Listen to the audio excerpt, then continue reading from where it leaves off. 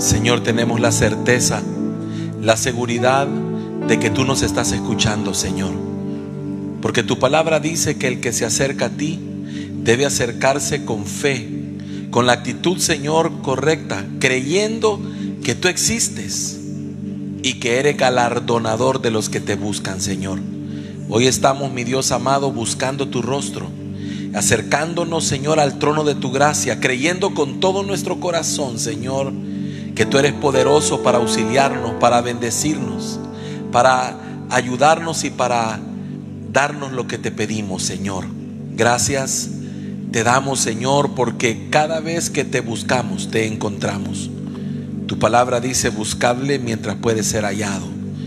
Y yo creo que estamos en ese tiempo, en ese periodo, en esa etapa, Señor, donde tú te dejas encontrar, donde tú, Señor, estás dispuesto a dejarte encontrar. Por eso, mi hermano, en esta noche, ahí donde tú te encuentras, tú puedes levantar tus manos y saber con certeza que Dios está ahí delante de ti. Es necesario que nosotros vivamos con la convicción que vivían aquellos hombres de Dios, como Elías, que constantemente decía: vive Jehová, en cuya presencia estoy. Debemos comprender, mi amado hermano, que el Señor está todo el tiempo dispuesto a ser hallado. Y cada vez que le adoramos, le buscamos, cada vez que oramos, cada vez que escudriñamos su palabra, cada vez que tenemos un corazón para Él, Él está ahí para nosotros. Y esta noche, en el nombre poderoso de Jesús, levantamos una oración al Dios Todopoderoso, pidiéndole por cada necesidad que pueda existir en medio nuestro. Estamos sabedores, mis amados hermanos, que en una temporada como la que nos ha tocado vivir, si no fuera por Él, por el Señor, no estaríamos acá. Si no fuera por su bondad, por su gracia, por su misericordia, no estaríamos acá.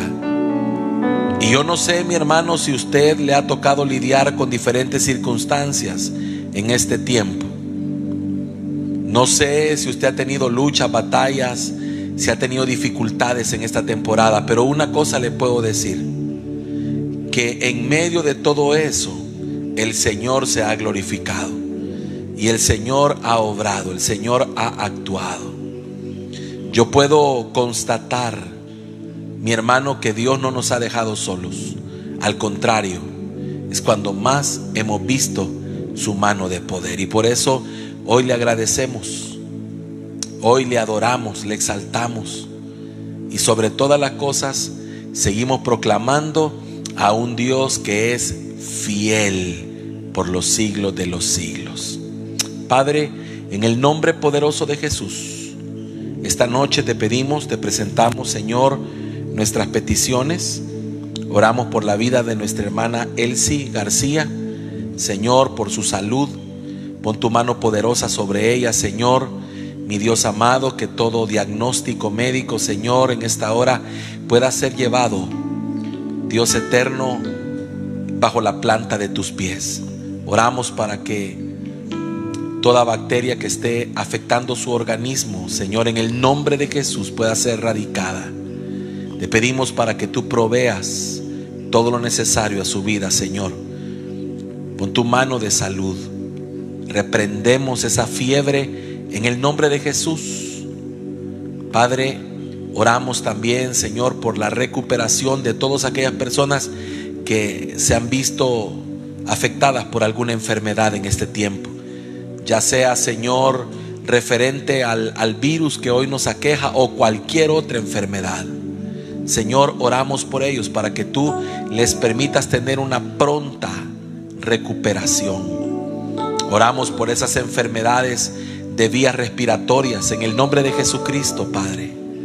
Oramos, Señor, también por aquellas enfermedades que han llegado, Señor, a la vida de muchas personas por también, Señor, una sobreexposición a las noticias, al temor, Señor, y muchas otras cosas que el enemigo ha esparcido, Señor, en el ambiente. Oramos para que tú puedas obrar, Señor, echando fuera todos los temores y trayendo sobre nosotros la revelación de tu amor, Señor, la cual echa fuera todo temor.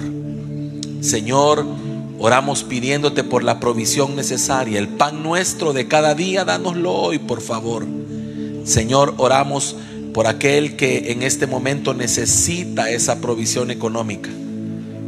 Oramos, Señor eterno, por los empresarios, los dueños de negocios, Señor, los que en este momento se encuentran preocupados porque tienen que pagar un alquiler, una planilla, un impuesto o alguna deuda, Señor, y no están teniendo los ingresos suficientes. Oramos para que tú les puedas proveer. Señor, sé propicio. Ayúdales también, Señor, a encontrar la fuente de ingresos. Padre, ayúdales, Señor, ábreles, mi Dios, el entendimiento, dales una unción creativa para que puedan diversificarse, para que puedan, Señor, innovar en sus negocios. Padre, oramos para que tú sobrenaturalmente hagas la obra, Padre. Señor, pedimos de todo corazón por las familias que se encuentran atravesando también, Padre, problemas de distanciamiento, Padre. Pedimos que abras espacios, puertas, para que puedan una vez más reencontrarse, Señor. Dios eterno, oramos por todos aquellos proyectos y planes, Señor, que han quedado inconclusos en cualquier área de nuestra vida, Padre eterno, que tú nos puedas ayudar, Señor, y que sobre todas las cosas nos ayudes a comprender que siempre tu voluntad es mejor que la nuestra, Padre. Gracias te damos. Asimismo, Señor, bendecimos desde este lugar, Padre, enviamos nuestras bendiciones, Padre amado, a todos aquellos que han comprendido esa bendición de poder ofrendar y diezmar. Bendice al ofrendante, bendice al que diezma, bendice al que ofrenda. Padre, gracias porque hay pueblo que no necesita, Señor, que se le diga, se le recuerde, se le hable, porque un día fue enseñado. Y la enseñanza es como un clavo hincado en el corazón del hombre, Señor, que una vez llega ahí, nadie la puede sacar, Señor. Gracias por esa revelación. Te pido, Dios eterno, por tus siervos, los que predican tu palabra, Señor, los que en este momento puedan estar enfermos, afligidos, preocupados, desanimados, Señor, en el nombre de Jesús, te pido que les ayude, Señor. De todo corazón oramos por los ministerios que están bajo cobertura, Señor, las iglesias, Padre, los ministros que cubrimos en el nombre de Jesús. Señor, te pido que sobre todos ellos tu mano poderosa opere, Señor, y se manifieste en todo lo que hagan, Dios mío, en el nombre de Jesús. Amén y amén. Hermano amado, que el Señor le bendiga. Bienvenido a una transmisión más. Es un tiempo de mucha bendición poder transmitir la palabra del Señor por este medio. Sabemos que quisiéramos hacerlo de manera presencial, definitivamente. Gracias, hijo. Pero esta es la manera en que nos ha tocado. Y estaba meditando hace un tiempo atrás, estaba meditando en el hecho de que prácticamente, hermano, el año 2020, ¿verdad? Ha pasado, estamos ya a más de la mitad, ya empezamos la segunda mitad del año. Como si nada, hermanos, se nos fue la primera mitad del año y de verdad que ha sido casi al pie de la letra en cuanto a lo que Dios habló. Un año, hermano, donde iba a haber mucho evangelismo y la verdad que las redes sociales han llenado el planeta con el mensaje, con la predicación del evangelio. Mucha gente ha reconciliado, aceptado, mucha gente ha conocido a Cristo a través de todo este tiempo.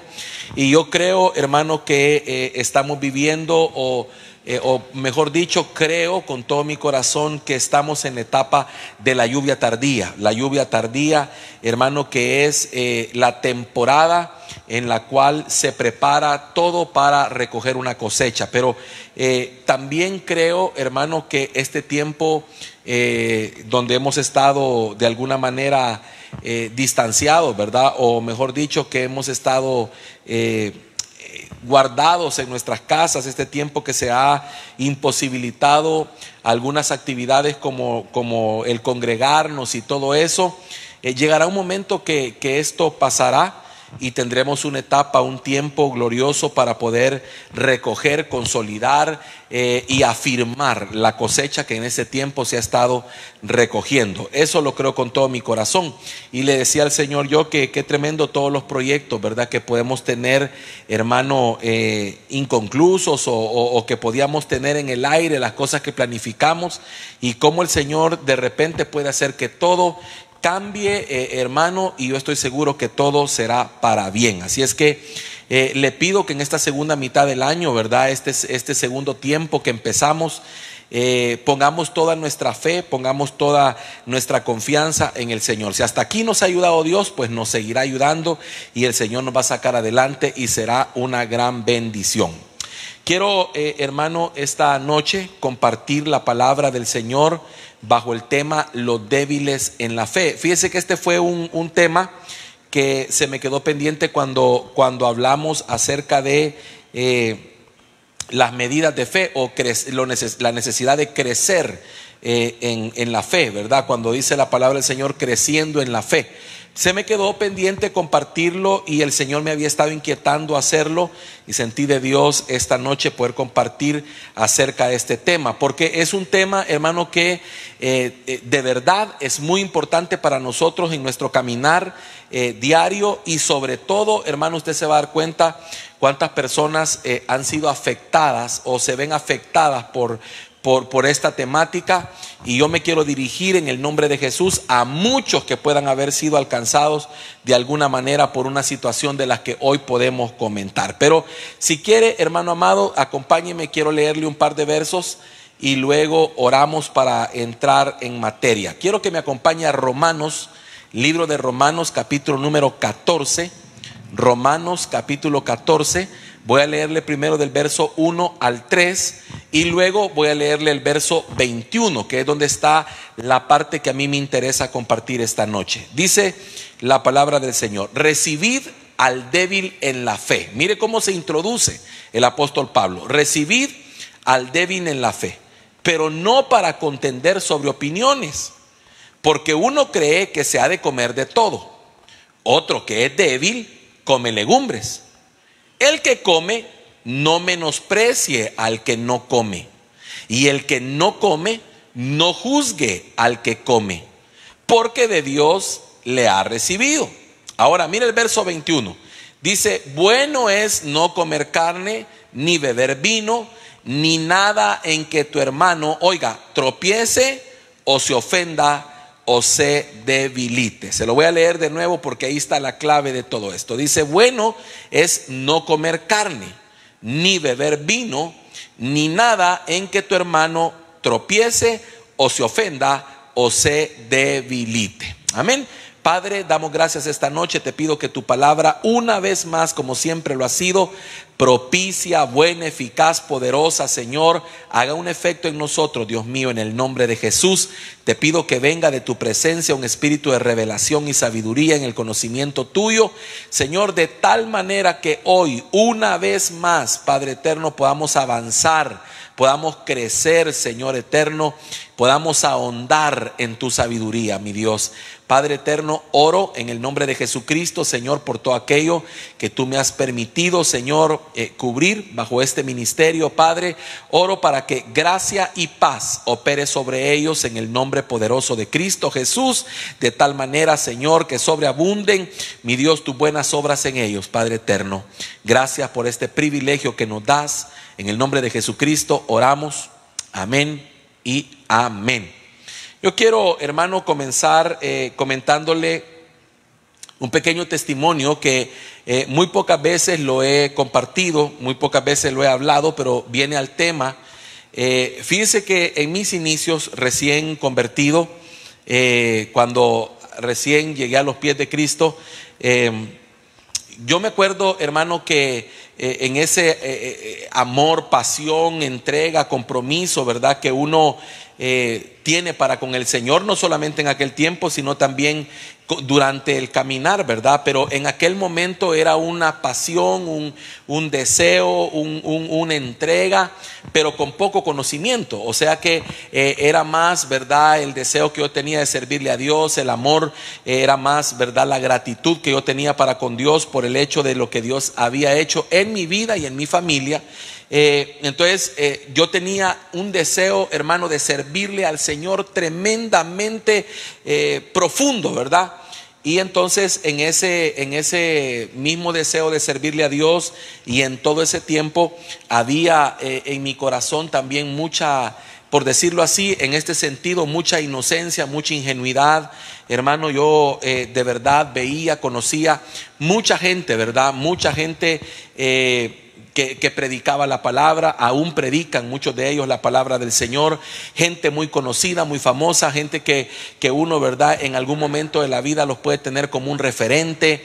El Señor rápidamente comenzó a usarme, ¿verdad? Y entonces yo pude entrar a ciertos ámbitos donde comencé a incursionar y a participar, ¿verdad? A coincidir con otras personas que también le servían al Señor, ¿verdad? Yo tenía un concepto tremendo, un concepto, hermano, de que todo era lindo, que todo era sano, que todo era genuino, que todo era verdadero, que todo provenía del Señor. Yo tenía ese concepto, de verdad se lo digo, ¿verdad? De tal manera que yo veía a los demás consiervos, ¿verdad? Unos que los pude tener cerca y otros que los veía en diferentes tal vez programas y cosas por el estilo. Y yo, hermano, de verdad siempre creí que todo era un ambiente sano y todo. Y entonces fíjese que en una oportunidad me recuerdo, hermano, que hubo una situación difícil en uno de esos lugares donde yo asistía a servirle al Señor. Íbamos a ese lugar a orar por personas, íbamos a ese lugar a interceder, ¿verdad? Por necesidades de diferentes personas, y ahí llegaban varios pastores y había una persona encargada. Entonces de repente, hermano, me acuerdo yo que estando en ese lugar se dio un problema, una situación difícil, y se alteraron el ambiente se alteró, ¿verdad? Y todo. Y entonces me acuerdo que la persona que estaba a cargo, ¿verdad? Que yo tenía un concepto bien especial, ¿verdad? Esa persona, de repente me llama, ¿verdad? A la oficina y me comienza a decir un montón de cosas y a hablarme con un vocabulario, hermano, tremendo, que yo me quedé asustado en el momento. Fíjese que me quedé, me desubiqué, me quedé asustado, porque era como que si en ese momento yo hubiera estado hablando con alguien más, casi que como una persona que no conocía de Cristo, ¿verdad? Un vocabulario con malas palabras, expresándose de forma terrible, hablándome mal, ¿verdad? De ciertas personas que yo tenía como que las tenía en buena estima. Y entonces me empezó a decir: no, mire, si aquí esto y lo otro, aquí lo que pasa es esto y aquí y allá. Y me empezó a decir tantas cosas, y yo estaba tan nuevo en la fe que, hermano, cuando yo salí de ese lugar, me recuerdo que mi fe tambaleó.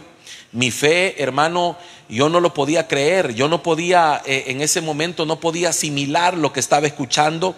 No podía digerir que estaba viendo a esa persona que yo tenía un concepto diferente, decir malas palabras, expresarse de una manera tremenda, y luego oír, ¿verdad?, cosas horribles de otra persona, de otros ministros de Dios que yo los consideraba también gente, ¿qué le puedo decir yo? Sana, ¿verdad? Y entregada a Dios. Y cuando me empezó a decir todo eso, salí, me subí al vehículo. Le dije: Señor, ¿cómo es esto? ¿Cómo funciona todo esto? Dios mío, me he quedado en shock, me había quedado así como golpeado, ¿verdad? Y en ese momento, hermano, yo quizá no tenía más de un año de estar en el Señor. Y en ese momento, hermano, el Espíritu Santo de Dios me auxilió. Estando solito ahí, ¿verdad? No quise compartirlo con nadie, no quise decirle a nadie, sino que yo solito hablando con el Señor.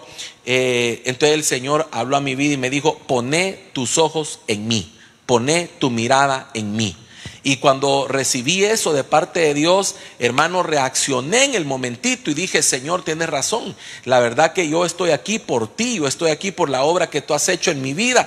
Y aunque yo pueda ver por todos lados que es cierto que hay cosas que están mal, yo sigo creyendo, hermano, con todo mi corazón sigo creyendo que el evangelio es verdadero, es puro, es genuino, y sigo creyendo que hay gente que realmente ama al Señor y hace las cosas bien. Sigo creyéndolo, aunque en mi caminar, hermano, he tenido diferentes cosas, me he dado cuenta de muchas cosas.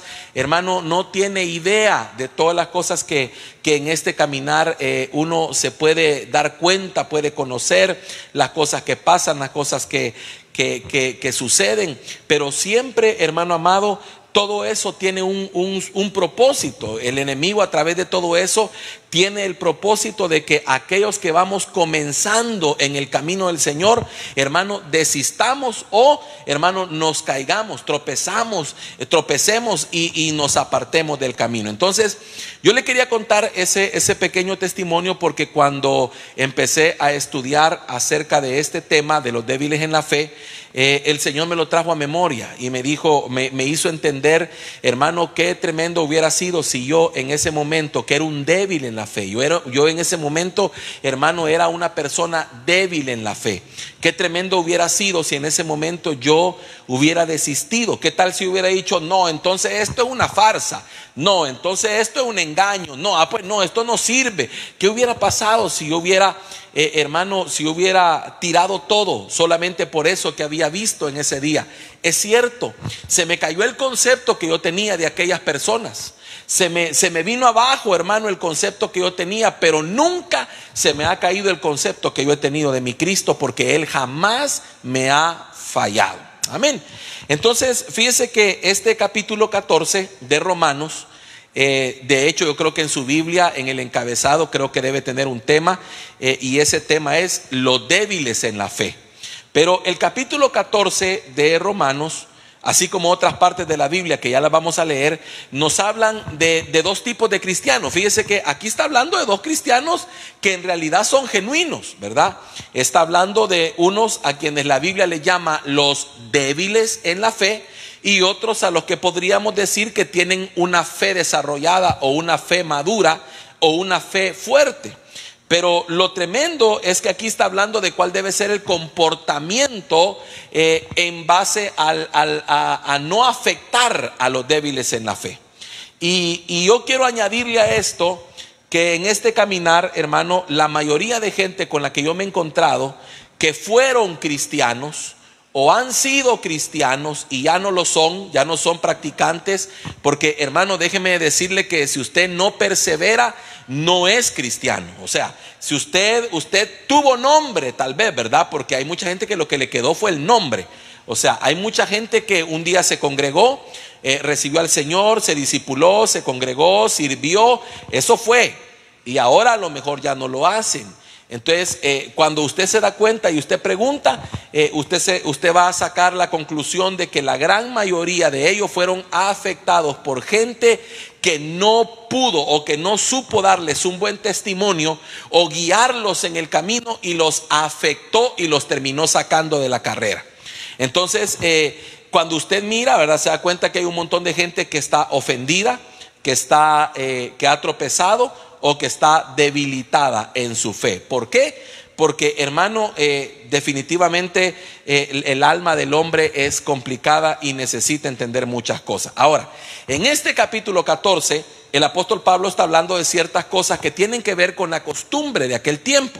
Acuérdese, hermano, que el evangelio, cuando comienza a crecer el evangelio, se comienza a conformar de diferentes personas. Es decir, que se empieza a conformar la iglesia, y la iglesia se empieza a conformar con diferentes tipos de personas. Ahí habían judíos que se convertían a Cristo. Ahí habían samaritanos, hermanos, que se convertían a Cristo. Y aparte de eso estaban los gentiles que provenían de las diferentes naciones y que todos ellos traían diferentes culturas, costumbres, tradiciones y un montón de cosas. Ahí había gente que provenía también de otras actividades religiosas, es decir que era un conglomerado, hermano, de diferentes cosas. Por lo tanto era imposible creer que todos iban a pensar de la misma manera. Habían diferentes pensamientos, habían diferentes costumbres, criterios, ¿verdad?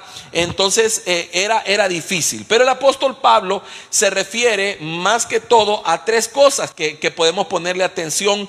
Tal vez podemos incluir más en este texto, pero el apóstol habla de tres cosas. Habla de la comida, habla de la bebida y habla de los días, es decir, la fiesta, las festividades de aquel tiempo. Y habla en relación a lo siguiente, habla de comer carne, ¿verdad? Cuando habla de comer carne, no es que se esté refiriendo, amado hermano, a que usted no puede comer carne en este tiempo, sino que lo que está refiriéndose básicamente es que en aquellos tiempos lo que abundaba era la carne sacrificada a los ídolos. Quiere decir que, acuérdese que esta carta está dirigida a los creyentes en Roma. Y en ese lugar existía la costumbre, los romanos tenían tantas deidades y tantas cosas, hermano, y tantas fiestas de tipo pagano, que lo que hacían era que cuando hacían una festividad o hacían una dedicación, ¿verdad?, a una entidad, a un dios o algo, después de hacer lo que era la ofrenda, todo el resto de la carne la mandaban al mercado y se vendía de una forma ya como una carne que ya se había usado para los dioses. Entonces algunos decían que esa carne no debía comerse porque había sido sacrificada para los dioses. Y otros decían que no importaba porque de todas maneras Dios era el que daba el alimento. Eran dos posturas. Fíjense qué tremendo eso, qué impresionante, ¿verdad? Entonces los débiles en la fe, le llama la Biblia, los débiles en la fe eran los que decían que no debían comer esa carne porque mejor era comer legumbres, porque esa carne no, y aquí que allá. Pero habían otros que decían, no, ¿y por qué? Si de todas maneras el apóstol Pablo nos enseña que si oramos por el alimento y lo santificamos, ¿verdad? Y si Dios lo ha dado, pues entonces lo podemos comer perfectamente. Pero había esa disyuntiva. Entonces, hermano, qué impresionante que ese tema de la comida, dice el apóstol Pablo, que no divida la iglesia, dice el apóstol, ¿verdad? Luego estaba el otro tema que era el de la bebida. Unos decían, no, miren, no hay que beber vino. Y otros decían, no, si el vino no tiene nada de malo, ¿verdad? Y por otro lado estaban los días, ¿verdad? Que si guardar el día de reposo o no guardar el día de reposo, y si guardar los días de festividades, que la luna nueva, que si no. Entonces eran como diferentes pensamientos en todo esto. Pero lo importante acá, hermano amado, es que la porción tiene dos caras. O sea, la porción en Romanos 14 nos habla a nosotros en dos vías. La primera, hermano, nos habla en cuanto a que nosotros debemos caminar como hijos de Dios, conscientes de que hay gente que nos ve y que hay gente, hermano, que pone de alguna manera su mirada, no tal vez en nosotros como los creadores del evangelio, pero sí, hermano, en gente que pone la mirada en nosotros como un ejemplo. Gente que pone la mirada en nosotros como ver un líder a quien seguir, ¿verdad? Entonces acuérdese usted que hay personas que lo están mirando, hay personas que lo están observando y que lo están imitando. Fíjese qué tremendo eso. Porque el apóstol Pablo, hermano, da a entender también, ya le voy a llegar ahí al punto, pero se lo voy a poner como una luz. Da a entender también, por ejemplo, él dice, bueno, si para ti, por ejemplo, ¿verdad?, tomarte una copa de vino no es pecado, dice, y lo haces con limpia conciencia, dice él, en teoría no hay problema. Pero dice, a causa del débil en la fe, mejor no lo hagas. ¿Por qué? Mire qué tremendo. Porque qué tal si te imita. Porque qué tal si te copia el comportamiento, y ese comportamiento que a lo mejor a ti no te afecta, a él sí le termina afectando, y tú sí terminas siendo una piedra de tropiezo para él en el camino, y resulta que él al final se desvió y se hizo borracho, o por el vicio que vino a su vida no pudo continuar. ¿Cómo te vas a sentir después tú? Mire qué tremendo. Entonces es impresionante, hermano, porque usted se da cuenta que el apóstol dice, miren, ¿saben qué? Seamos sinceros, dice el apóstol Pablo. Tenemos derecho, dice el apóstol Pablo, ¿verdad? Tenemos derecho a practicar la libertad en Cristo, pero por amor, dice él, a los débiles en la fe, me voy a abstener de ese derecho. Mire qué impresionante, hermano. Significa que usted, lo primero que debe de entender bajo esta porción es que usted no puede ser una piedra de tropiezo para los demás. Usted no puede ser alguien que debilite la fe de otro. Usted no puede ser alguien que haga tropezar a otro. Usted no puede ser una persona hermano, que haga que otro se desvíe del camino. Al contrario, usted tiene que ser un ejemplo. Y aunque le toque a usted, dice el apóstol Pablo, pagar el precio. Oiga, pagar el precio. ¿Cuál es pagar el precio? Aunque me tenga que abstener, aunque yo tenga que dejar de hacer aquellas cosas que quizá para mí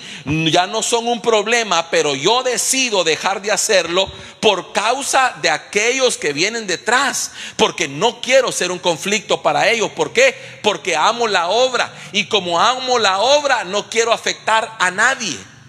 Fíjese que yo he visto muchos ministros, por cierto, para mí, a mi criterio, egoístas, egocéntricos, porque solo piensan en ellos, ¿verdad? Entonces vienen ellos y yo los he visto a muchos, ¿verdad? Que de repente en un restaurante, ¿verdad? Llegan y de repente piden algo de tomar con licor, por ejemplo, ¿verdad?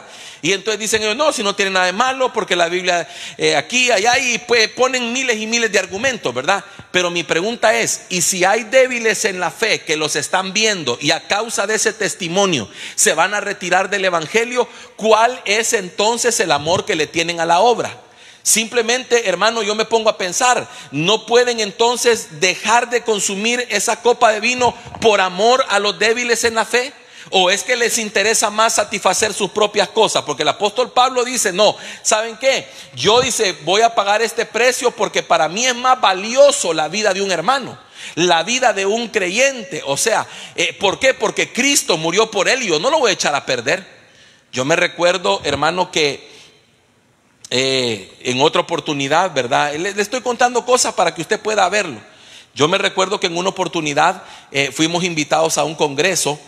Y recuerdo que en ese congreso, hermano, dentro de todos los pastores que estaban exponiendo la palabra, había un pastor que tenía el pelo largo, tenía el pelo, ya señor, ¿verdad?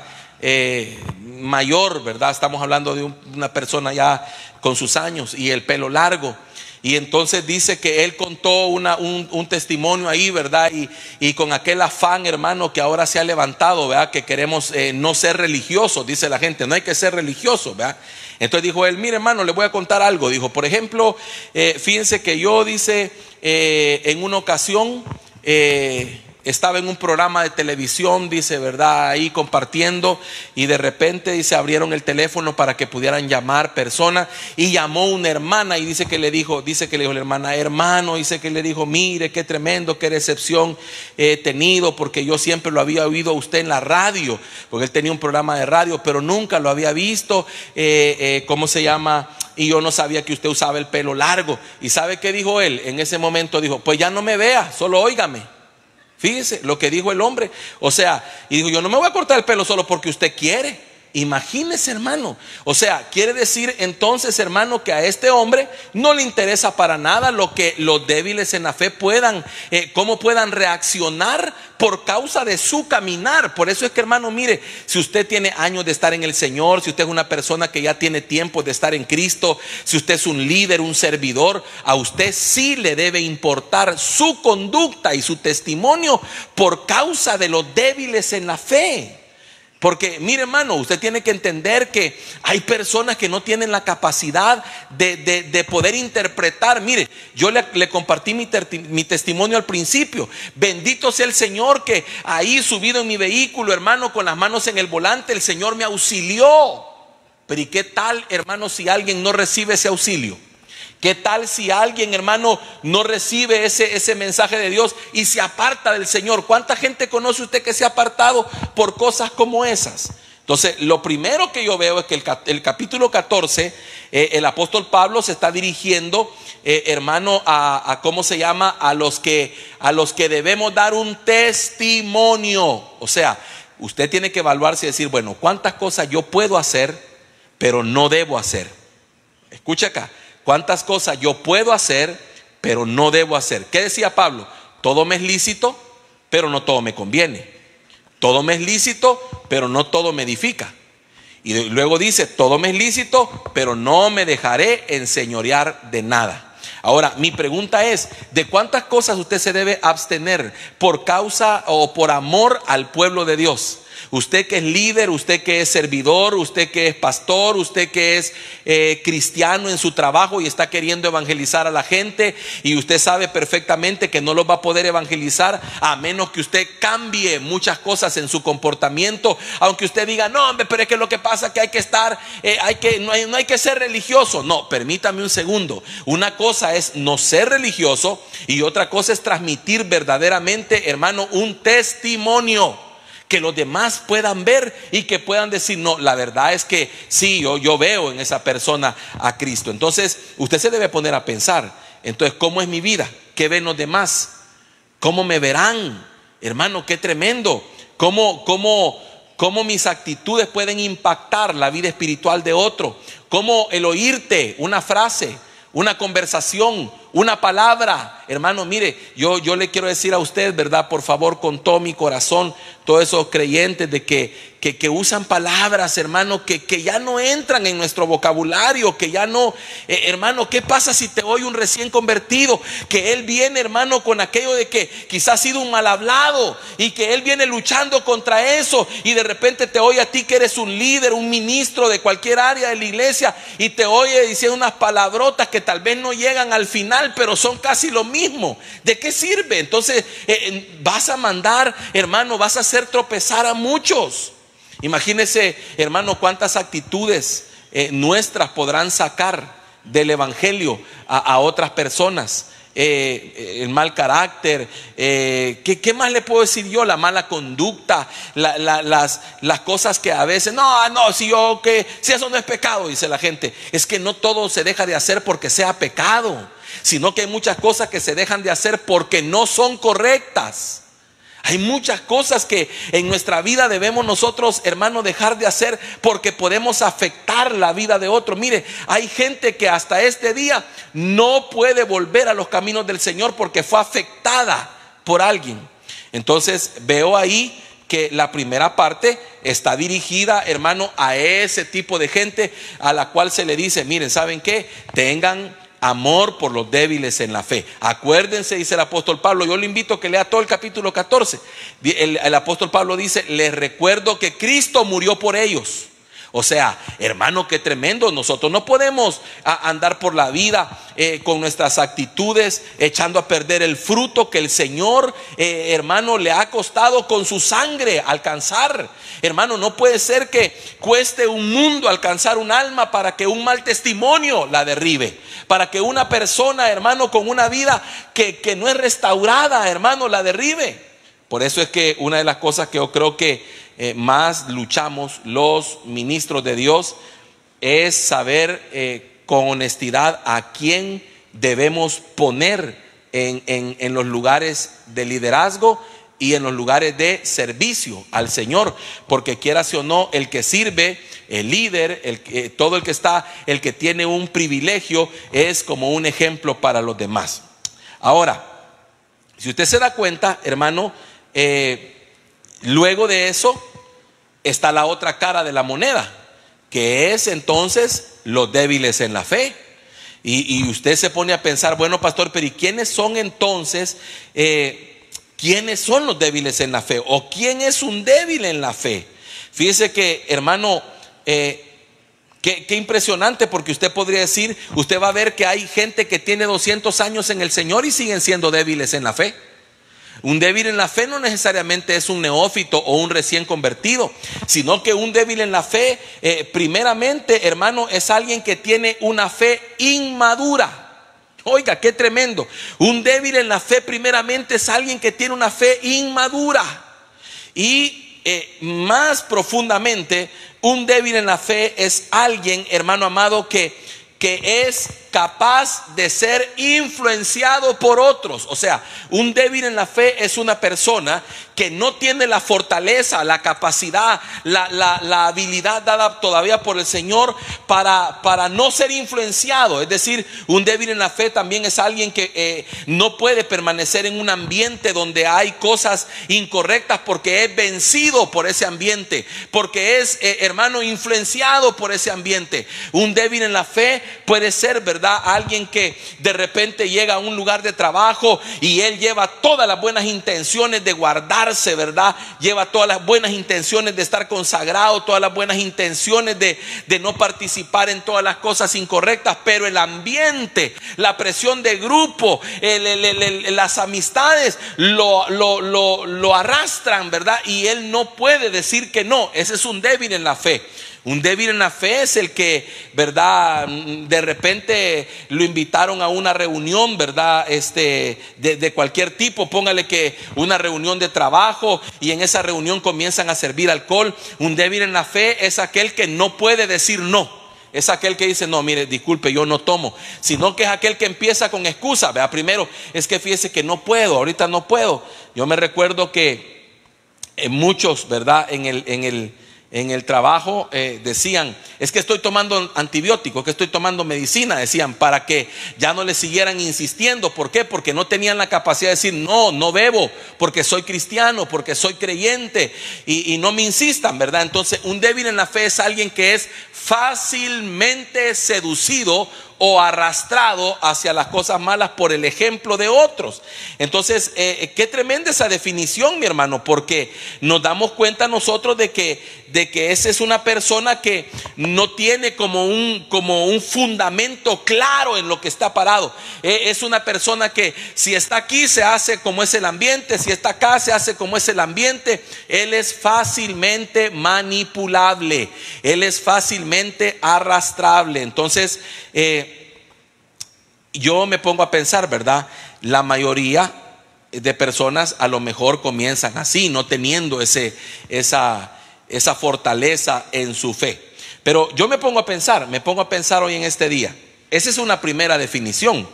Pero la otra definición a la que yo me quiero referir es que un débil en la fe es aquel que su vida espiritual depende de lo que ve en otros. O sea, es alguien que su vida espiritual se afecta por lo que ve en otros. Por ejemplo, hermano, pienso que hay mucha gente que es débil en la fe, que le preocupa, le afecta, le impacta lo que pasa a su alrededor con fulano, sutano o mengano.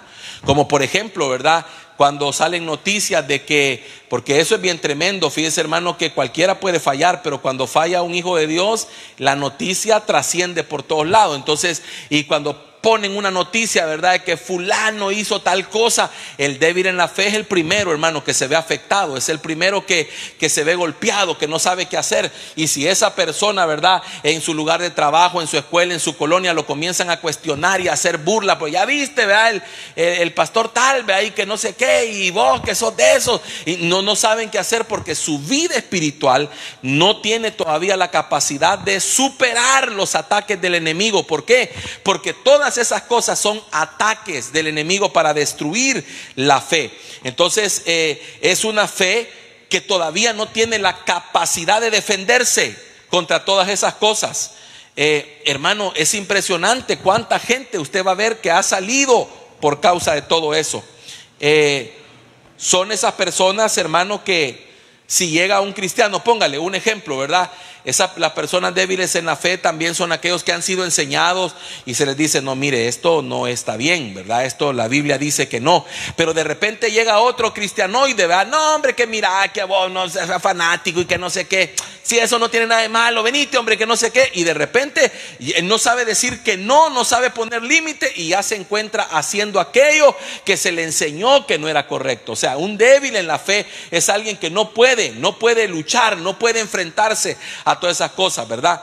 Por eso es que el apóstol Pablo dice, no, tengamos consideración de los débiles en la fe, no los afectemos. Tremendo todo eso. Entonces, yo quiero que usted note algunas cosas que yo anoté por acá. ¿Qué pasaría como algunas cosas, como algunas veces me han comentado en este caminar, ¿verdad? ¿Qué pasaría si un creyente, un débil en la fe, va a una gasolinera? Imagínese usted, él llega a la gasolinera a poner combustible, pero cuando está poniendo combustible ve a su pastor comprando un six pack adentro del ¿cómo se llama? De la tienda. ¿Qué pasaría? Si es un débil en la fe, lo más seguro, hermano, es que en ese momento se va a ver tambaleado, se va a ver, pero incluso puede ser que diga, no hombre, yo aquí, allá y esto y que el otro, y entonces puede que hasta se vaya o se caiga del evangelio o se salga de la iglesia o termine murmurando, o puede ser que diga, no, entonces yo también me la voy a echar. ¿Por qué? Porque yo he estado peleando contra esto, y si mi pastor lo hace, entonces yo también lo hago.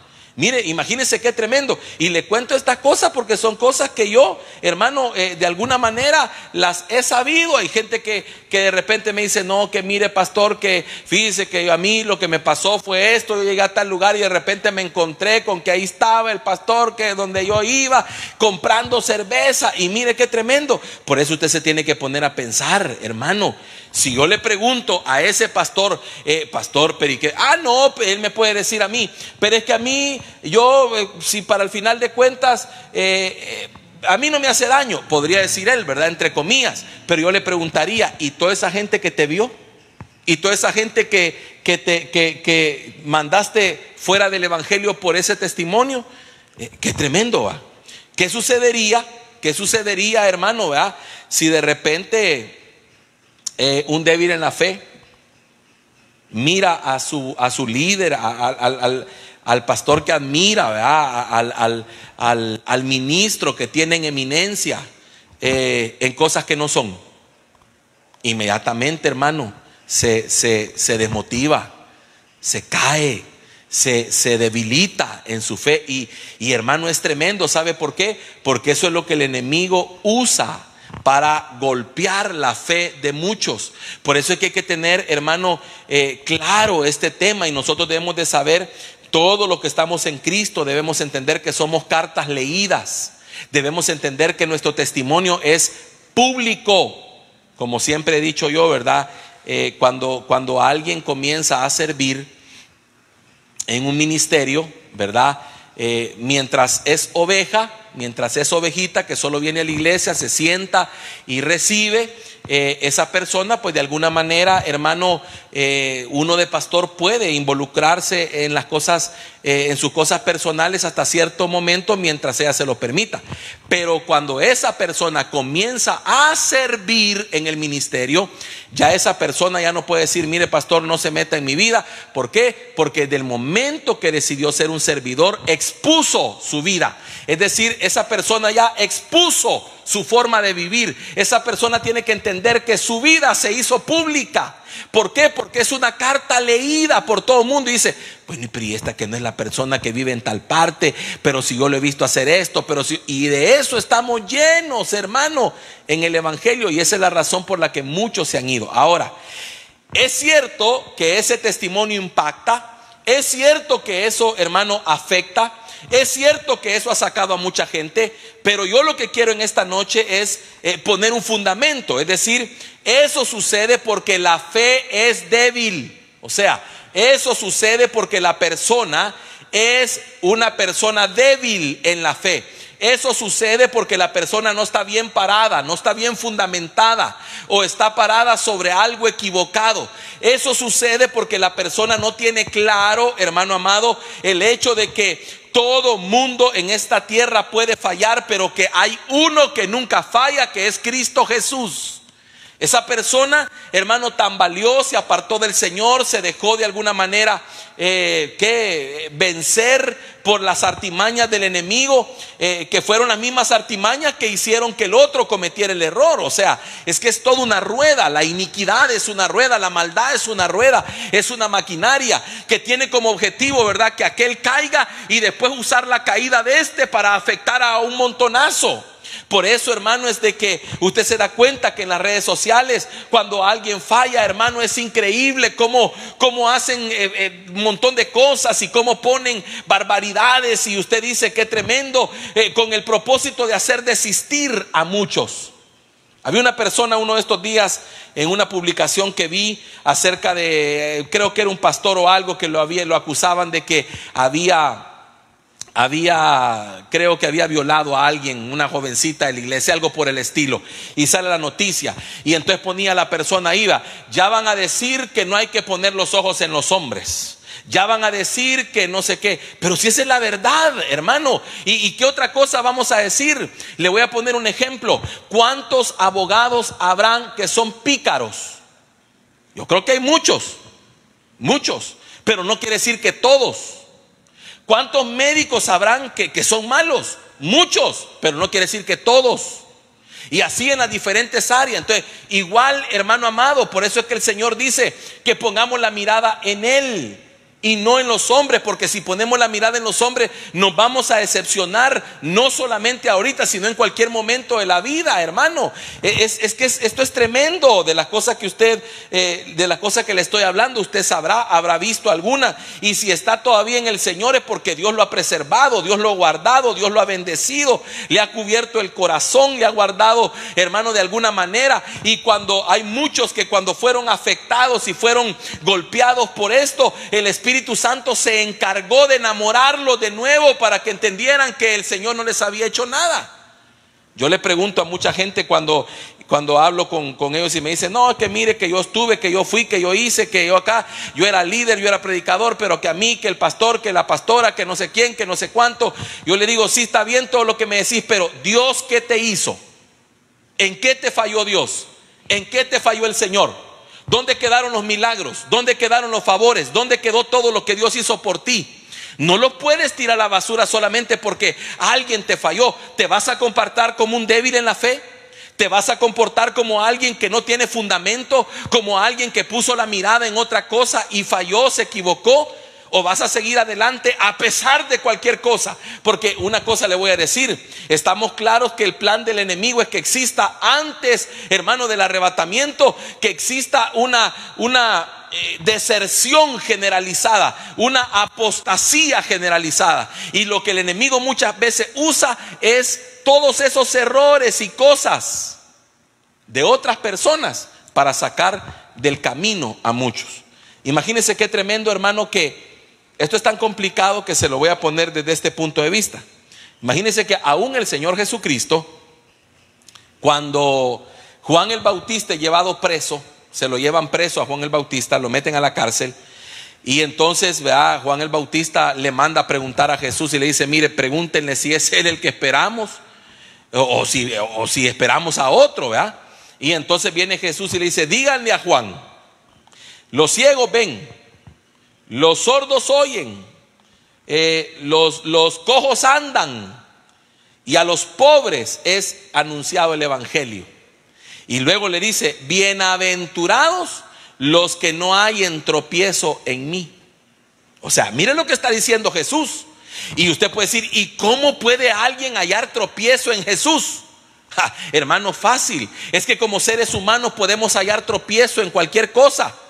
Es que, mire, cuánta gente haya tropiezo en cosas tan sencillas como que fue a una congregación donde Dios quizás los quería poner, plantar, los quería edificar en ese lugar, pero llegaron y dicen, no, es que ahí no me gusta porque es que ahí mucho gritan, es que mire, yo fui, pero viera que qué gritas son, que no, que en el otro que viera que mire, fui, pero nadie me habló en la puerta, fíjese que fui, pero mire, el culto muy largo, fíjese que fui, pero que, hermano, en cuántas cosas se haya tropiezo.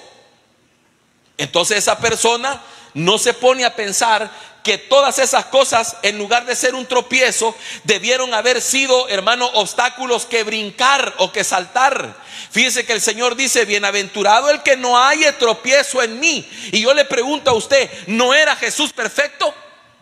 ¿No era Jesús sin pecado? ¿No era Jesús sin qué le puedo decir yo? Sin errores. Y entonces, ¿por qué dice él, bienaventurado el que no haya tropiezo en mí? ¿Sabe por qué? Porque Jesús no cubría la expectativa de todos. Porque, hermano, al verlo, él era alguien que no aparentaba ser el Mesías. Era alguien, hermano, que a lo mejor tenía características muy similares a la de cualquier ser humano. Era hijo de un carpintero, provenía de una familia, hermano, que no era notoria. Y entonces dice que se sentaba con pecadores, comía con recaudadores de impuestos. Entonces todo eso dice él, bueno, miren, los milagros ahí están, las señales de que yo soy el Mesías ahí están. Bienaventurado el que no haya tropiezo en mí. Hermano, quiere decir que aún en Jesús hallaron tropiezo. Y si hallaron tropiezo en Jesús, ¿qué podemos esperar de nosotros? ¿Qué puedo esperar yo de esto? O sea, de este servidor. ¿Qué puedo esperar yo, hermano, si soy imperfecto? Si soy, hermano, como dice la palabra, el menos indicado. Hermano, si soy quizá el que más deja más que desear. Si soy quizá el que no tiene la capacidad. Hermano, ¿qué puedo esperar de mí? Yo sé que hay muchas cosas que en mí pueden significar un tropiezo para otros. Pero entonces mi trabajo es, hermano, que los demás entiendan que su mirada no debe estar puesta sobre aquel que es el mensajero, sino que deben de estar puestas sobre aquel que envió el mensaje, que es el que no falla. Entonces, hermano, qué tremendo, porque yo me pongo a pensar cuánta gente se está privando de la bendición de estar en Cristo por tres cosas: porque tropezó, o porque se ofendió, o porque su fe se debilitó. ¿Cuántos, hermano, ya no están en la casa donde Dios los sembró? ¿Cuántos ya no están, hermano, disfrutando de la fe? ¿Por qué? Porque simplemente permitieron que el enemigo le ganara la batalla por ser débiles en la fe. Fíjese que hay mucha gente que hoy, que estamos transmitiendo todas las congregaciones, ¿verdad?, se están volviendo a conectar, o mejor dicho, hoy están como viviendo su mejor temporada. ¿Por qué? Porque ellos ya habían decidido no congregarse. No habían decidido no ser parte de ninguna iglesia, no ser parte de ninguna congregación, no ver a nadie como pastor o como líder. Habían decidido ya no tener nada que ver, ¿verdad?, con las cosas. Dice, yo de Dios no me canso, pero de la religión sí, dice la gente, ¿verdad? Porque están dolidos, porque están ofendidos, porque están dañados. Porque en un momento determinado permitieron que el enemigo causara un daño en ellos, porque eran débiles en la fe, porque no pudieron sobrellevar muchas cosas. Y entonces el enemigo les ha quitado las grandes bendiciones de congregarse, como por ejemplo, mirad cuán bueno y cuán delicioso es habitar los hermanos juntos en armonía. Hermano, es como el buen óleo que desciende sobre la cabeza y que desciende por las barbas de Aarón, y que, hermano, habla al final de llegar hasta los vestidos, y que ahí envía Jehová bendición y vida eterna. Hermanos, se les olvida también que la Biblia dice, estando todos unánimes juntos, descendió el Espíritu Santo. O sea, se les olvida que son parte de un cuerpo, y un cuerpo no puede estar desmembrado o separado. Pero el enemigo le hace ver a la gente que sí se puede, le hace creer a la gente que sí se puede ser parte de un cuerpo, pero estar como mutilado, ¿verdad?, como desmembrado. Y eso no puede suceder.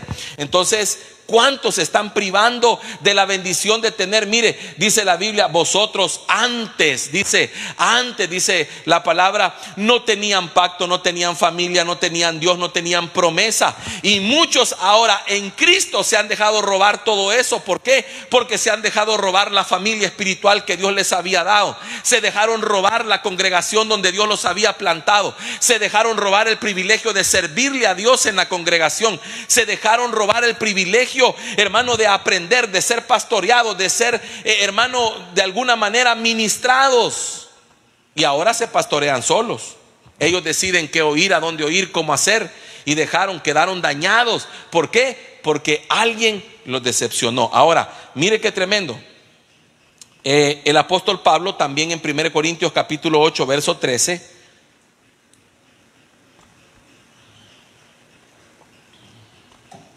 mire lo que dice el apóstol Pablo. Por lo tanto, dice 1 Corintios 8:13, si lo que como hace que otro creyente peque, nunca más comeré carne mientras viva, porque no quiero hacer que otro creyente tropiece. Ese debe ser nuestro pensamiento. no quiero hacer que otro creyente tropiece. Yo quiero que usted se ponga esta meta, usted se ponga esta meta en su corazón y diga: Señor, yo no quiero hacer que ningún otro creyente tropiece por mi causa. Amén. Ahora, veamos algunas cosas. Hay 3 palabras que me llamaron la atención. La primera de ellas es, dice que habla de tropezar, luego habla de ofender y luego habla de debilitar. Eso es lo que puede causar el no entender este tipo de cosas. Y fíjese, hermano, que la palabra tropezar significa 2 cosas. La primera de ellas significa incitar al pecado.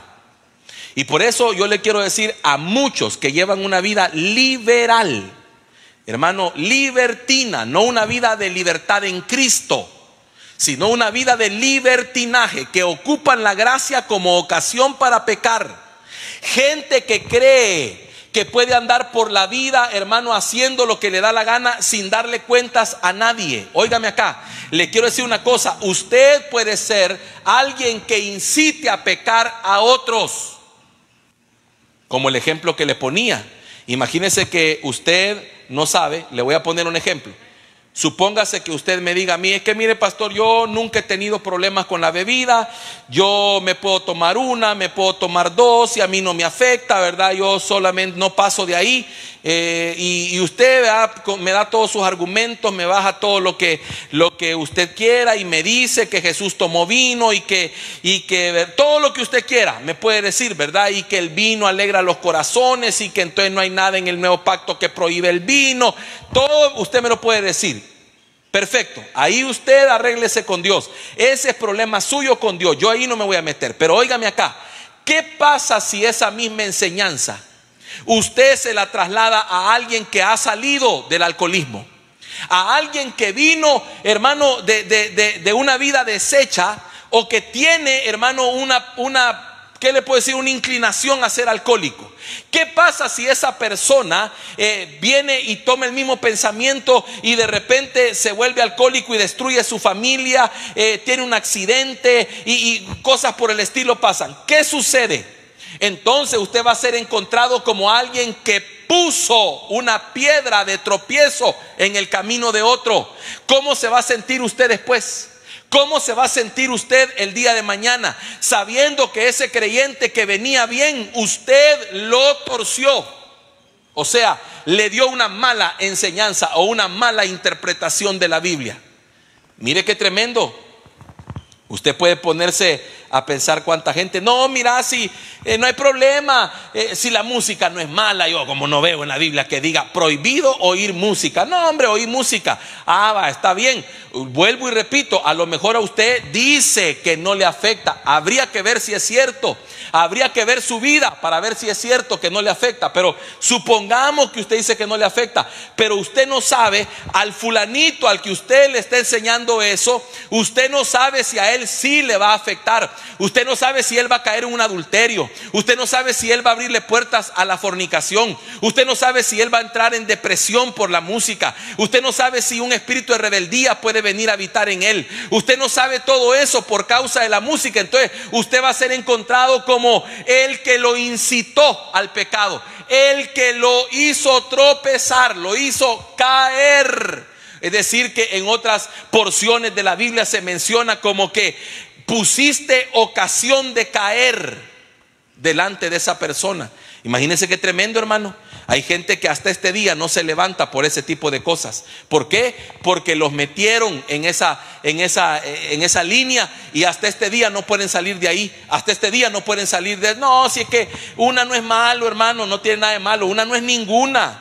Sí, aquí eso no afecta. Sí, tal vez a ti dices que no te afecta. A lo mejor, vuelvo y repito, habría que ver tu vida, pero esa es cosa con Dios.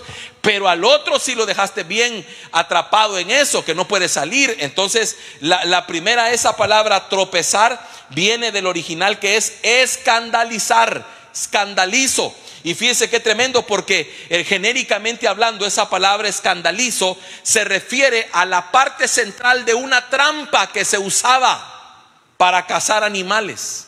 O sea que es como la parte de la trampa donde va la carnada. Por eso, hermano, significa esa palabra hacer tropezar. Significa, hermano, incitar al pecado, a la apostasía, sacar a alguien de su fe. Imagínese que usted venga y alguien le diga: no, es que mire, fíjese que yo no tomo porque fíjese que es que beber es pecado. Y usted empieza: no, hombre, si tomar no es pecado, ¿cómo va a ser pecado eso? No, hombre, vos loco que está, vos te han enseñado mal. No, hombre, que usted lo está incitando a pecar porque él tiene una convicción de que eso no le hace bien. Una convicción dada por el Señor de que eso no le hace bien, porque él sabe a lo mejor de dónde Dios lo sacó.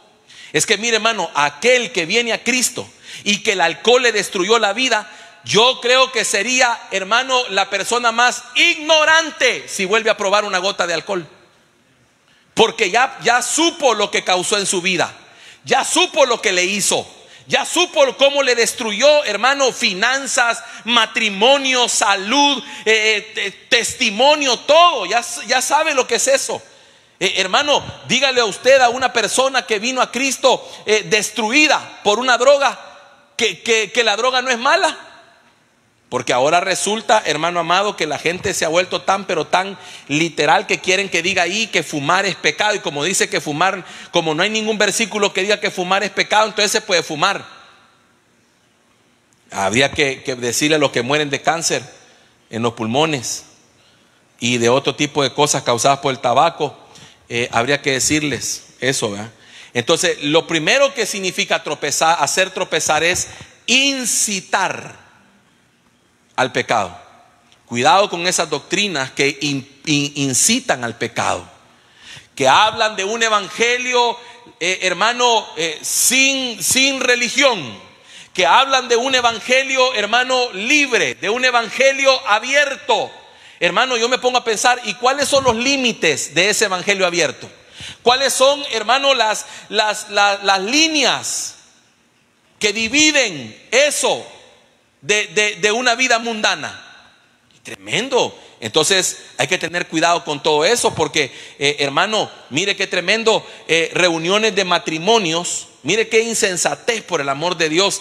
Reuniones de matrimonio donde en la mesa ponen una botella de vino, por ejemplo, ¿verdad? Y que sí, y que el vinito, que para el romance, ajá. Y cuando ese hombre que ha salido del evangelio agarre otra vez el vicio, ¿quién le va a rescatar el matrimonio a esa persona que le pusieron en bandeja otra vez al enemigo, cuando Dios ya lo había sacado de ahí? Por el amor de Dios, eso es una insensatez. Eso es no tener cordura, como dice el apóstol Pablo. Eso es no tener, hermano, entendimiento.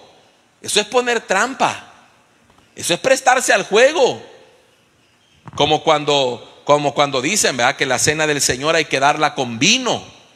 ¿Y cuántos al salir de la cena del Señor pueden salir a pecar por el tomar vino? Tremendo, hermano. Es que usted debe comprender que tal si entre la congregación usted tiene gente, hermano, que está luchando con eso. ¿Cuánta gente tenemos en las congregaciones luchando contra diferentes cosas? Y ahora resulta que les vamos a decir que no tiene nada de malo eso. No, hermano, no se puede. No se puede venir con ese tipo de cosas. Hermano, no podemos venir nosotros sin ese entendimiento. Y eso que ahora hay mucha gente que dice que hacer la cena del Señor con jugo de uva no es bíblico, sino que tiene que ser vino, dice. Bueno, yo me pongo a pensar, cuando tengan que darle cuenta al Señor por toda esa gente a la que hagan pecar, entonces va a ser lo bueno.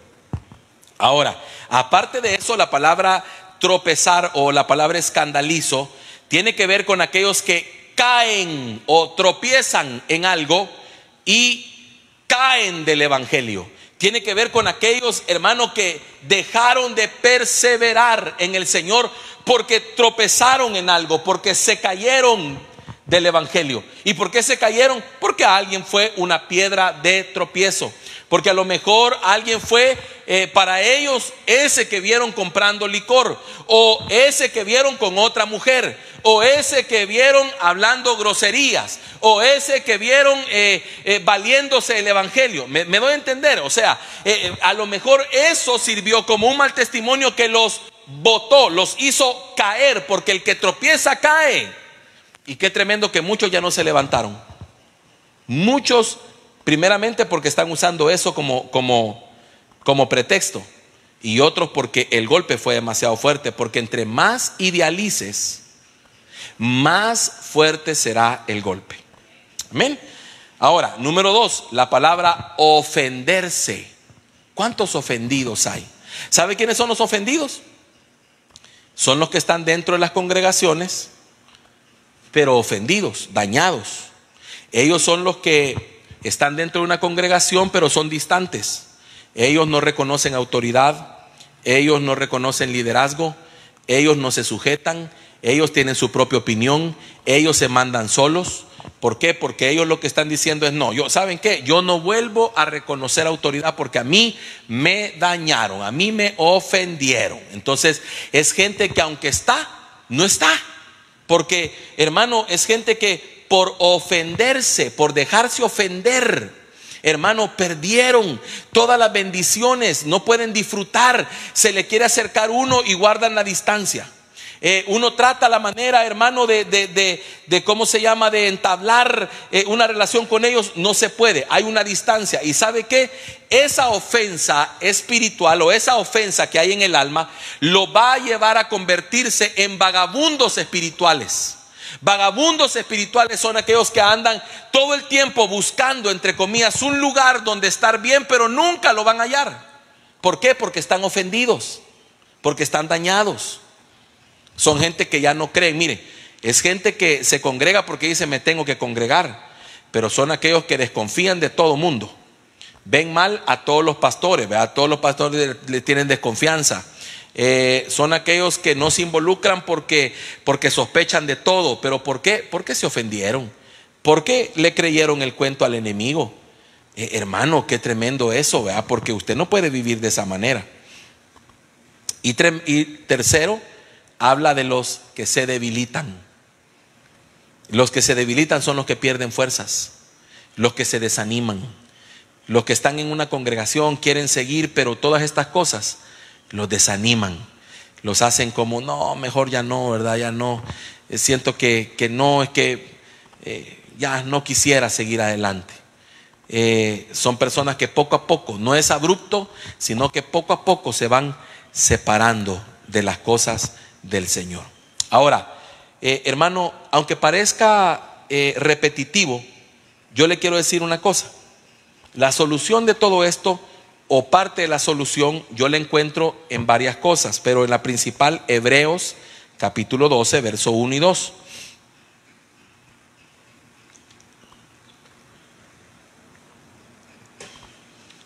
Dice: por tanto, nosotros también, teniendo en derredor nuestro tan grande nube de testigos, despojémonos de todo peso y del pecado que nos asedia, y corramos con paciencia la carrera que tenemos por delante, puestos los ojos en Jesús, el autor y consumador de la fe. Oiga, el autor y consumador de la fe, el cual por el gozo puesto delante de él sufrió la cruz, menospreciando el oprobio, y se sentó a la diestra del trono de Dios. Ahora, míreme acá. Lo primero que yo entiendo es que aquí habla de una carrera. Yo no puedo correr una carrera si estoy viendo para todos lados. Mi referente tiene que ser, hermano, el frente, la meta. La meta es Cristo. Hermano, si yo estoy viendo todas las demás cosas, yo lo más seguro es que voy a fallar. Miren, este caminar he oído, he visto y he sabido tantas cosas, pero sigo de pie porque mi mirada está puesta en Jesús. Y de repente, hermano, usted se da cuenta de que usted tiene, en teoría, el enemigo le dice: tenés razones para desistir, Tener razones para dejar, tener razones para salirte, tener razones para estar ofendido, tener razones para estar débil, tener razones para tropezar. Pero ¿sabe qué? Yo decido seguir adelante hasta el final, porque yo sé que lo que el enemigo quiere es sacarme de la carrera, sacarme del camino. Ahora, mire qué tremendo este otro pasaje. Primera de Corintios capítulo 2, versículo del 1 al 5. Oiga esto: así que, hermanos, cuando fui a vosotros para anunciaros el testimonio de Dios, no fui con excelencia de palabras o de sabiduría, pues me propuse no saber entre vosotros cosa alguna, sino a Jesucristo y a este crucificado. Y estuve entre vosotros con debilidad y mucho temor y temblor. Y ni mi palabra ni mi predicación fue con palabras persuasivas de humana sabiduría, sino con demostración del Espíritu y de poder, para que vuestra fe no esté fundada en la sabiduría de los hombres, sino en el poder de Dios. ¿Sabe cuál es el problema, hermano? Que en dónde está fundada nuestra fe. O sea, ¿dónde está sustentada, fundada nuestra fe? ¿Sobre quién está puesta nuestra fe? ¿En quién está puesta nuestra vida? ¿A quién, hermano, nosotros le hemos dado nuestra confianza? Fíjese que la gente que está ofendida, la gente que ha tropezado, que se ha salido del camino, la gente ofendida, la gente que se debilita, que se sale, usan mal este verso cuando dice: maldito el hombre que confía en el hombre. No hay que confiar en el hombre, porque maldito el hombre que confía en el hombre. Y yo le hago una pregunta a usted: o sea que usted, hermana, no confía en su esposo. Usted vive sospechando que su esposo le es infiel. Porque si usted dice que maldito el hombre que confía en el hombre, ¿verdad? El hijo no puede confiar en su padre. Tiene que vivir el hijo con la puerta cerrada, con llave, porque no puede confiar en el papá. ¿A eso se refiere la Biblia? No, ahí está hablando para salvación. No puedo confiar en el hombre para salvación. No puedo, porque no me puede salvar. Hermano, pero no está hablando de esa confianza. ¿Cómo puedo yo pastorear a alguien que no confía en el ministerio que Dios me dio? ¿Cómo puede alguien liderar a otros si no confían en él? ¿Cómo usted se va a casar? Hermana, si usted no confía en el hombre, mejor ni se case, va a ser un infierno. Igual, hermano, si usted no confía en las mujeres, no se case, va a ser un infierno. Usted va a creer que cada vez que esa mujer sale a serle infiel. Hermano, es que no ese es el contexto. Entonces viene el que está herido, el que está ofendido, el que está dañado, el que ha tropezado y dice: maldito el hombre que confía en el hombre. No hay que confiar en pastores, no hay que confiar en nadie, no hay que confiar. Hermano, pero eso no es cierto. Si no, no dijera la Biblia: obedeced a vuestros pastores y sujetaos a ellos. Hermano, no se puede obedecer a aquel en quien no se confía. No se trata de eso. Yo no voy a poner mi confianza, la confianza de mi vida entera en una persona, porque sé que me va a fallar. No me puede salvar, solo Dios me puede salvar. Pero tampoco voy a vivir mi vida desconfiando en medio mundo, hermano. Por el amor de Dios, va a ser un infierno vivir así. No se puede, hay que sanar, hay que entender, hay que poner la mirada en Cristo Jesús y decirle: Señor, solo tú no fallas, y tú eres el que hace la obra. Tú eres el fiel, el autor y consumador de la fe. Y voy, Señor, a poner mi fe hoy, este día, sobre tu poder y no sobre la sabiduría de los hombres. Que mi fe esté fundada en el poder de Dios y no en el carisma de una persona, porque si esa persona falla me voy a derrumbar, como cuando yo he visto a muchos que he considerado, ¿verdad?, como ideales, y digo: Señor, qué tremendo. Yo creía que era genuino y no lo es. Pero eso no significa que el evangelio no funcione. La prueba de que el evangelio funciona es uno mismo y lo que Dios está haciendo en uno. No te dejes engañar. Mira lo que Dios está haciendo en tu vida. Agradécele por lo que Él está haciendo en ti. Y si alguna cosa a tu alrededor te está afectando, llévala al Calvario y dile: Señor, yo te pido que me ayudes. Mi fe no puede ser débil. Yo no puedo ser de los que tropiezan, ni de los que se ofenden, ni de los que se debilitan. Padre, te damos gracias en esta bendita noche. Gracias, Señor, por la obra maravillosa que haces en nosotros. Hoy quiero orar junto con mis hermanos, los que estamos en este lugar, y los demás que están en casa. Me pongo de acuerdo con ellos para orar por todos aquellos que un día te sirvieron, un día se congregaron, un día, Señor, estuvieron ahí, pero por alguna razón tropezaron, se ofendieron o se debilitaron. Te pido en esta hora, en el nombre de Jesús, por ellos. Haz una obra esta noche, hazles entender, Señor,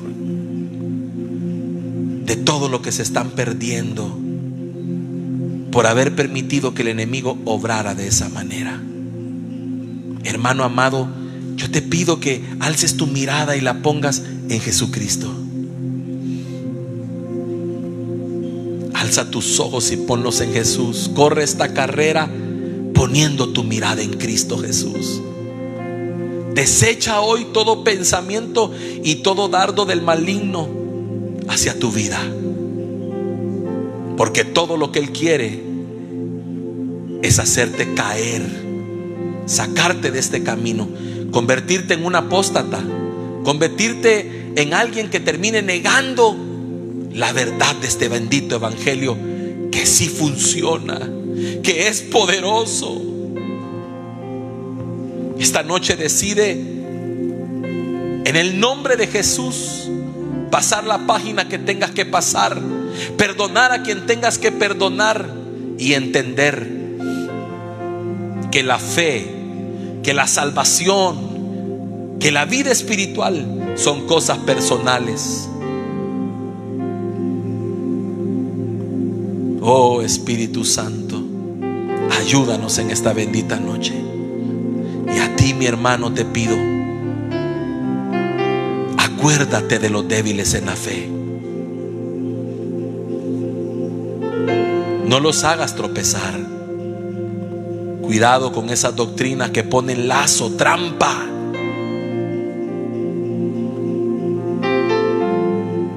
Oh Señor, ayúdanos, danos sabiduría, danos entendimiento, danos prudencia. Señor, Espíritu Santo, por favor, dirígenos tú, pues entendemos que de nosotros puede salir un error, una equivocación. Ayúdanos a caminar sabiendo que otros nos ven, que somos cartas leídas,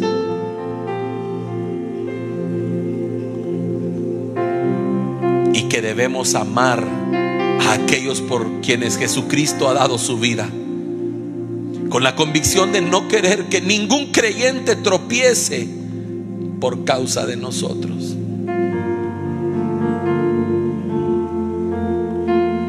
Oh Señor, te pedimos perdón si en algún momento hemos sido de tropiezo para alguien. Te pedimos perdón, porque tu palabra dice que si alguien sirve de piedra de tropiezo para alguno de tus pequeños, le sería mejor amarrarse una piedra y tirarse al río. Te pedimos perdón si alguna vez hemos servido de piedra de tropiezo, si nuestras actitudes, comentarios, si nuestros errores llevaron a otros a alejarse de ti. Perdónanos, Señor. Cuando nuestra vida pública ha afectado a otros, te pido perdón, Señor. En nombre de mis consiervos, te pido perdón.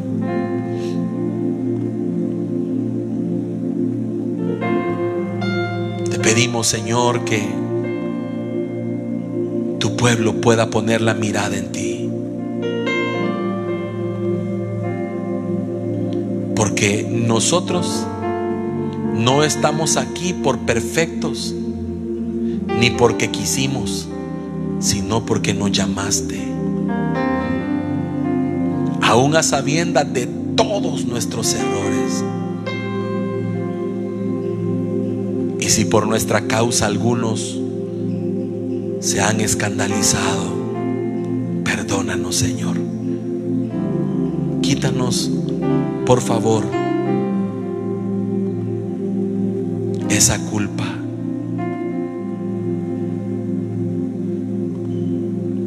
Gracias, Señor. Gracias. Gracias. Hermano, ¿cuántas cosas estás dispuesto a refrenar por amor a los demás?